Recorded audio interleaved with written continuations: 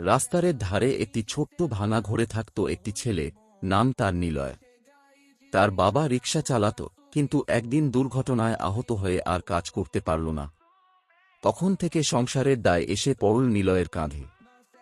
সে সকালে স্কুলে যেত আর বিকেলে শহরের বাজারে চা বিক্রি করত। বন্ধুরা যখন খেলাধুলা করত, নিলয় তখন গরম কেটলি হাতে দাঁড়িয়ে থাকত। তার চোখে ছিল ক্লান্তি, তবু মুখে থাকত নীরব হাসি। বই কেনার টাকা না থাকায় সে পুরনো কাগজে লিখে পড়াশোনা করত।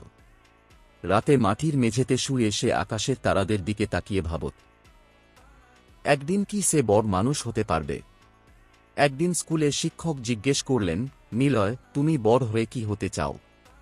নিলয় নিচু গলায় বলল, স্যার, আমি এমন মানুষ হতে চাই যাতে আমার মা আর কাঁদে না। কথাটা শুনে ক্লাসে সবাই চুপ হয়ে গেল। শিক্ষক নিজের বই থেকে একটি নতুন খাতা তাকে দিলেন। সেই দিন নিলয় বুঝল, কেউ তার কষ্টটা বুঝেছে। বাজারে চা বিক্রি করতে করতে সে এখন স্বপ্ন দেখে, একদিন সে আর চা বিক্রি করবে না, বই বিক্রি করবে।